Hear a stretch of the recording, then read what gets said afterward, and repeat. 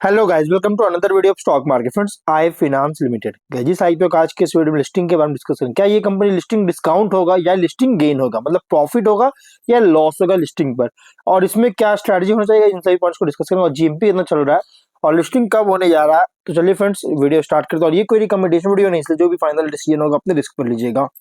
तो कैसे आईपीओ 9 से 11 तक ओपन था और लिस्टिंग डेट जो रखा गया 16 फेब का, 129 रुपीज का अपर प्राइस बैंड, 116 शेयर्स की lot size, fresh capital OFS का कॉम्बिनेशन था, 1010 करोड़ का इशू साइज, जिसमें से 110 करोड़ का फ्रेश कैपिटल, 300 करोड़ का ओएफएस था, बुक बिल्ट आईपीओ। और जो लिस्टिंग हो रहा है एनएससी और बीएससी दोनों एक्सचेंज में लिस्टिंग होने जा रहा है, मतलब कि इसमें लिस्टिंग के कल जो लिस्टिंग होगा, लिस्टिंग के बाद एनएससी या बीएससी किसी पे भी आप इसमें ट्रेड कर सकते हैं। और यहाँ पे अगर हम बात करें इस कंपनी का, यहाँ पे एंकर से 460.5 करोड़ का फंड रेज कर चुका है।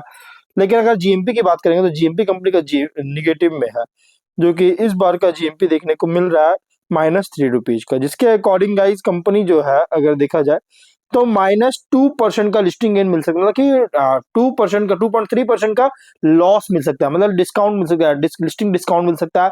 348 रुपीज का एस्टिमेटेड लॉस आपको मिल सकता है इस आईपीओ के में, अगर आपने अप्लाई किया सिंगल लॉट तो उसके अकॉर्डिंग।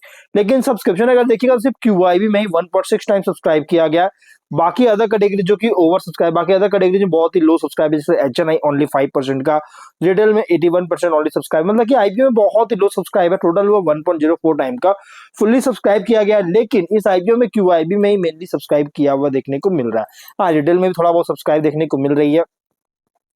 अब इसमें क्या करना चाहिए, देखिए कंपनी का अगर हम बात करें बिजनेस को लेकर, तो देखिए कंपनी जो है टेक्नोलॉजी इनेबल्ड एनबीएफसी कंपनी है, जो कि फोकस कर रहा है बिजनेस लोन्स प्रोवाइड करने का एमएसएमई को पूरे इंडिया में, और अंडर सर्व्ड सेगमेंट में को टारगेट कर रही है जो स्ट्रक्चर्ड क्रेडिट प्रोडक्ट्स के साथ।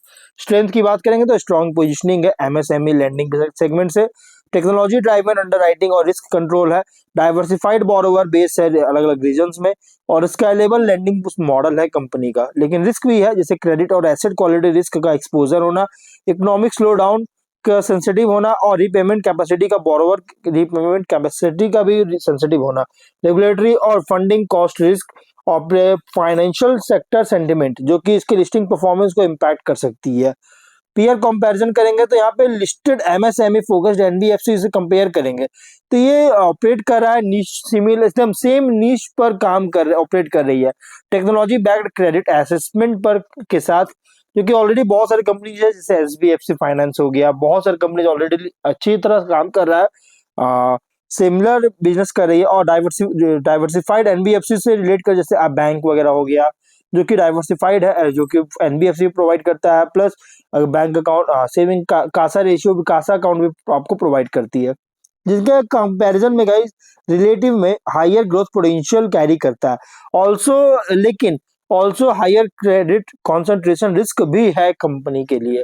और इनसाइड अगर देखें तो एनबीएफसी आईपीओ जो है परफॉर्मेंस इसका हेवली डिपेंड करता है एसेट क्वालिटी परसेप्शन पर और वैल्यूएशन कंफर्ट पर। नेगेटिव जीएमपी सजेस्ट कर रहा है, नियर टर्म सेंटिमेंट में कॉशियस सजेस्ट कर रहा है, मतलब कि थोड़ा सा एक पैनिक कह सकते हैं, एक तरह से पैनिक क्रिएट कर सकता है। इंस्टीट्यूशनल सब्सक्रिप्शन स्ट्रेंथ भी जो है क्रिटिकल हो सकता है लिस्टिंग सपोर्ट के लिए, और बेटर सूटेड उन इन्वेस्टर के लिए है, कंफर्टेबल होगा जो कि कंफर्टेबल है फाइनेंशियल सेक्टर में वोलेटिलिटी के साथ, क्योंकि फाइनेंशियल सेक्टर में वोलेटिलिटी बहुत ज्यादा होता है। तो अगर आप इसके लिए कंफर्टेबल है तो गाइज ये आपके लिए बेटर हो सकता है, जो कि लॉन्ग टर्म के लिए। हाँ, फाइनल डिसीजन तो आप ही का होना चाहिए गाइज। अब मार्केट सेंटिमेंट और जीएमपी की बात करें तो -3 रुपीज का जीएमपी जो मैंने आपको ऑलरेडी बताया, जो कि इंडिकेट कर रहा है marginal discount, listing near listing जो है मार्जिनल डिस्काउंट एक्सपेक्ट कर सकते हैं, इंडिकेट कर रहा है।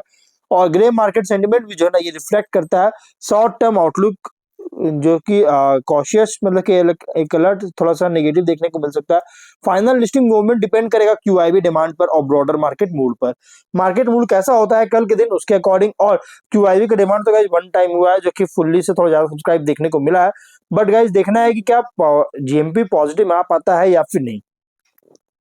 अगर लिस्टिंग डे सिमुलेशन, अगर स्ट्रॉन्ग प्रीमियम पे लिस्टिंग होता है +35 टू +45%, जो कि चांसेस बहुत ही रेयर है, तो gas partial profit booking consider हो सकता है, और fresh buyers gas chasing avoid कर सकते हैं और स्टेबिलिटी का वेट कर सकते हैं। अगर मॉडरेट प्रीमियम पे लिस्टिंग होता है मतलब +15 टू +25% का, तो फर्स्ट 30 टू 45 मिनट के लिए होल्ड कंटिन्यू कर सकते हो और फिर रीएसेस कीजिए। Fresh buyers confirmed price support के बाद ही आप एंटर कर सकते हैं, अगर हम बात करें तो। और अगर फ्लैट लिस्टिंग होता है मतलब 0% प्लस 5% का, तो गाइज 1 to 2 वीक्स के लिए होल्ड कंटिन्यू कर सकते हैं और एसेस ट्रेंड को एसेस कीजिए और फ्रेश बायर्स ट्रेंड क्लैरिटी का प्रेफर कर सकते हैं, वेट कर सकते हैं, वेट एंड वॉच कर सकते हैं।